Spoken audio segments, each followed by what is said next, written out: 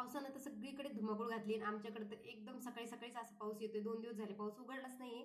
इथली जागा ना जरा रिकामी झाली कारण की मी फ्रीज काढला आणि हॉलमध्ये नेऊन ठेवला. असं करायला मला जरा बरं वाटतं. जरा थोड्या दिवस तरी किचन मला मोकळं पाहिजे असतं. तर इकडे मी बनवायला घेतले होते मोमोज. आता काल मी ते मोमोज आणले होते. मला ठेवून ठेवून खराब झाल्यापेक्षा पटकन बनवून घेऊन खाऊन घेऊ. श्राद्धाचे पप्पा घरी नव्हते. तसे मी त्यांच्या वाट्याचे ठेवून दिले होते. फक्त आमच्यापुरतेच मी इथं उकडून घेतले होते आणि खायला ना आमच्या श्रद्धाबाईला असं छानच लागतं. दुसऱ्या दिवशी श्रद्धाच्या डब्याला होती पालक चण्याची भाजी आणि चपात्या. आज श्रद्धाची शनिवारी शाळा ना दिवसभर असते म्हणून आज आम्ही पिऊ दिदीचं डोकं खायला घेतलोय.